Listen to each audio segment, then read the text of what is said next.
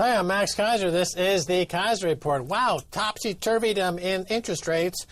And Pamela Anderson knows more about economics than a well-known economics editor? Whew. Stacy. Yes. I do want to say there's been a momentous thing that's happened this week, and the yield curve has inverted.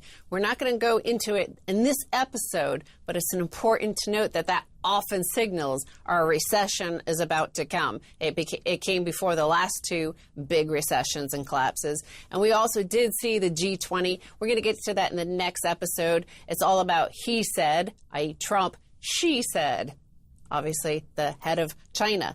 So we're going to, however, look at a theme that we've been talking about, and this is the Cantillon effect, all the money printing and the inequality rising around the world and the neoliberal economics causing unrest, global insurrection against banker occupation. This week, Pamela Anderson stunned the world with a series of tweets about what she was observing from the ground in France. And she said, "I despise violence. But what is the violence of all of these people and burned luxurious cars compared to the structural violence of the French and global elites?" The structural violence of the global elites. She must be referring to neoliberal money printing practices that don't create immediate violent impact, but it's more of a deferred violence. You know, all these bank executives get deferred prosecution as well as deferred bonuses. And now we have deferred violence. The violence is deferred. So they create, as the protesters in France are saying, their purchasing power has diminished because all this money printing that's going on. And you mentioned the Cantillon effect. That money printing enriches the people on Avenue Foch in Paris and Champs-Élysées in Paris. And those people who are working, doing blue-collar jobs, their purchasing power is eroded. And so they have, according to Pamela Anderson, figured out that this is a structurally violent system that they need to address with quid pro quo, violence for violence. Yes, the violence of the Cantillon effect is that all that free money we've printed, and we've printed trillions from the ECB, the Bank of Japan, the United States Federal Reserve Bank, the Bank of England. They've printed loads and loads and loads of money, given it to bankers who then get free money with unencumbered by the toxic, inflation. So they get it free. Their living standard, it increases at the expense of those further down the chain of the money supply, getting down to them laden with all sorts of debts and inflation and interest rates.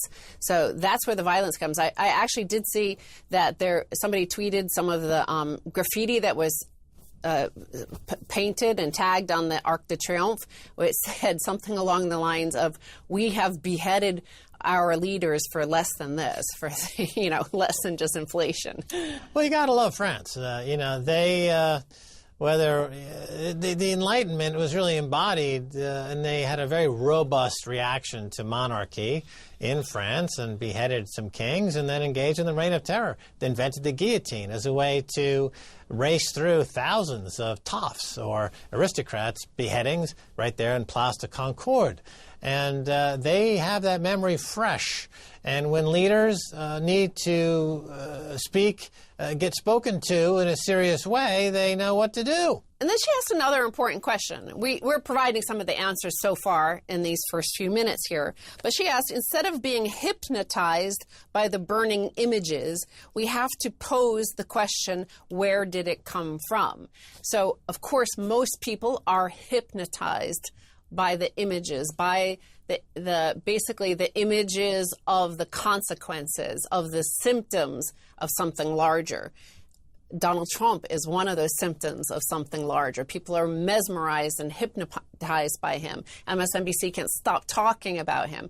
These sort of things, these images hypnotize us that we never ask the questions of why are people rising up like this? What is it about neoliberal economics? Why are the voters, whether it's in England or France or Brazil or Mexico or the United States, why do they keep rejecting leader after leader? Why is it getting more and more the velocity of rejection of the established political parties? What is going on? And one thing that has happened over the last 30 years is the introduction of neoliberalism since Reagan, since Thatcher, and we're seeing that the violent reaction that you're seeing is delayed from the cause, which is a long, decades-long on economic injustice. It is economic injustice. A lot of free money and a lot of free assets, state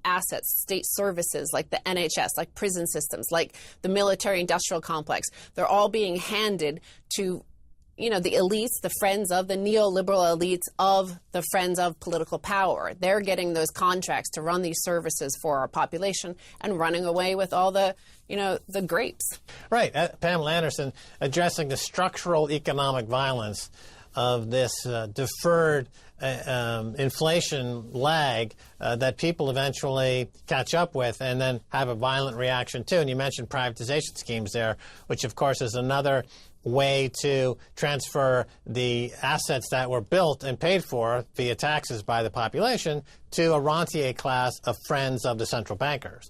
And unless you're going to allow folks who help build those assets, whether it's roads, hospitals, schools, a piece of the action when it's transferred to the private sector, then that's outright theft. That is financial violence, structural financial violence.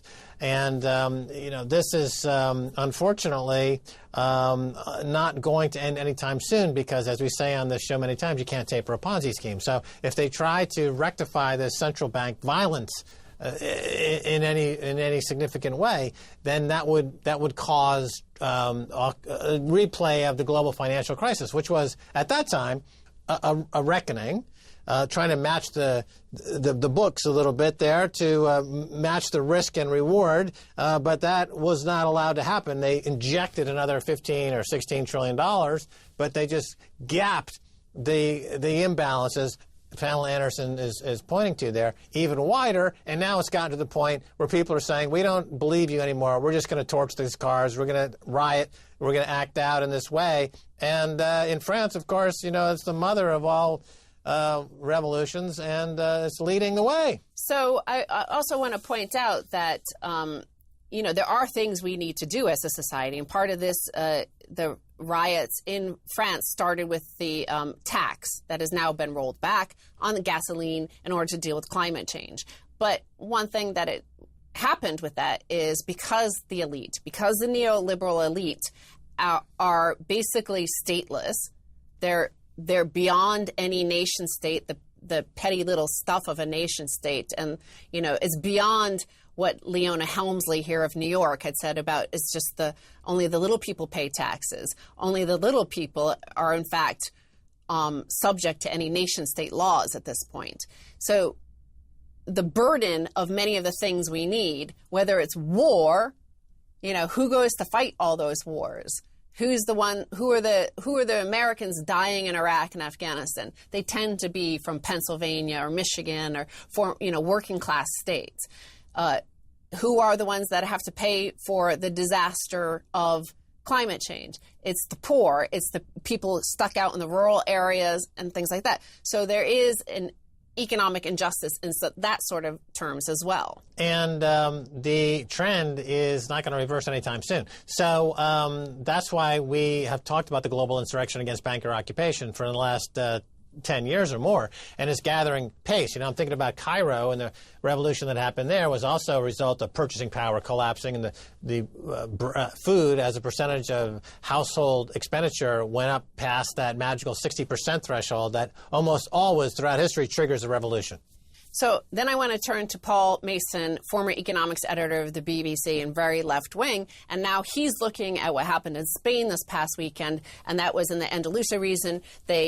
Basically, voters elected to many seats this party called Vox, which is far right. And he says Spain's far right turn shows the left needs a new strategy to defeat fascism. Since the 1980s, two generations of the left have believed that the main enemy of social justice is the neoliberal elite. Today, we have to accept that is no longer true. The main enemy of social justice is people who would drown refugees, who are slandering Muslims as pedophiles, and who would, as just for starters in their war on feminism, criminalize abortion. So he's saying that we need social justice. Forget about economic justice. I said to him that you need economic justice first. This is about economic justice. Fascism, he actually says in his article that basically just 10% of the population is always fascist and they're fascists and blah, blah, blah. But my thought on this, and I've brought this up before, you have to look up a study called Monkeys Reject Unequal Pay by Sarah Brosnan and Franz de Waal. And the fascism in that moment comes with the economic injustice. So the study shows you give the monkey a cucumber, the cucumber pleases the monkey eats it. But then the neighboring monkey gets a grape, which is much better. Okay, we all agree.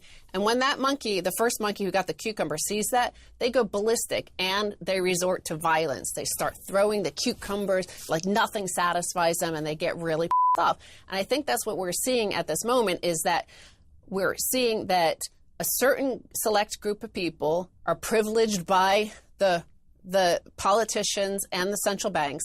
They're given grapes. And we keep on being told, like, aren't you happy with brioche, i.e. the cucumber? Isn't this good enough? Paul Mason is amazing to me because he's saying the left is failing, so they need to go toward the center. Yes. And embrace neoliberalism. And, of course, we've had that experiment. It's called Tony Blair and Bill Clinton. And it was called the third way. And what we have seen is that once you take that step toward neoliberalism, you become neoliberal. There is no happy medium. There is no third way. There's only really neoliberalism and in this market environment and the penitentiary, right? Those are the two choices for people. And the other thing about Paul Mason is that he's saying that the left has no other alternative because the left have two schools of economics to draw from: Marxism, Keynesianism. Okay? What the left needs to embrace, if they want to truly restore social justice, is to embrace the concept of hard money. Only through hard money can the left be at pari passu with the right. You need to have hard money in the economy. That's the problem, is that neoliberals have access to infinite debt, and everybody else has limited credit. Goldman Sachs, you can borrow money at 0%, and Joe Bag of Donuts is credit card debt 17, 18% or higher, and payday loans 2,000%, right? So there's that interest rate apartheid. So lefties need to embrace hard money if they want social justice. We're going to take a break. We'll be